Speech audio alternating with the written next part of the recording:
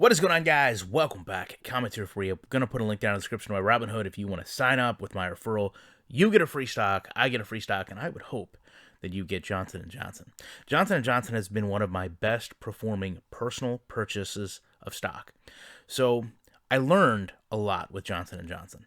One of the first things I learned is with Robinhood, you need to use a limit order because doing market orders, even though as you can see on October 18th, the day I purchased these, they were down to about 127.70. I ended up paying right around 129.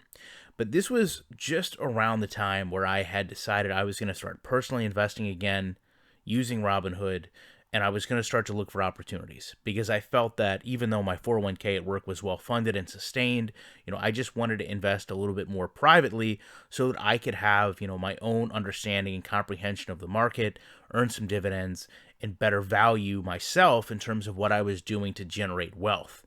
So when I looked at what happened with Johnson & Johnson's right around the baby powder issue that I thought had already been accounted for, I decided to put in, a couple $100 into buying their stock. And as you can tell, a couple of days later, it went up, it went back down.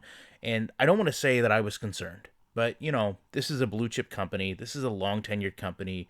I won't tell you that there wasn't a little bit of me that was like, well, maybe I made a mistake. Maybe it's going to lose even more. But obviously, since then, you can see with a $68 return, I've done very well. That does not include the dividends that they paid me for the ownership of this stock as well. But to me, even more important than the monetary value increase is what you learn in terms of trying to time the market. This is a very rare case. I time the market very well. I can look back at this with a sense of pride in ownership, in knowing that probably not everyone had an opportunity to throw $350, $400 at a stock and hope that it would turn back around. I was in that position in part because of you guys. To be fair, I was in that position. And I use this gain to try to leverage some of the other stocks like we talked about the other day, currently with 3M, with Terex, where I'm losing a little bit of money. I can go back and say, well, hey, I gained a lot on Johnson & Johnson. Just like I can say right now, if you watched my videos before, I've gained a little bit on Microsoft. Those are stocks you can look at as positives. These are, as I said, blue chip companies that grow and stocks that I'm confident will continue to pay me dividends while the stocks grow. And even if they pull back a little bit, I have a better entry point. Now, will we ever see Johnson & Johnson at $120 and $130 again? Probably not. Do I wish I'd put more into the market that day? Absolutely. But at that same time, tempering risk.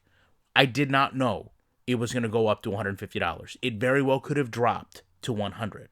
But you have to use these lessons. You have to use these successes to also kind of offset your failures. Not only the stocks that you don't choose correctly or the stocks that you bought that are too high, but also control your mindset of, listen, even though things worked out great in this situation, every situation isn't Johnson & Johnson. So while you can always try to put in more and wish you put in more on the good ones, you always feel like you put in too much on the bad ones.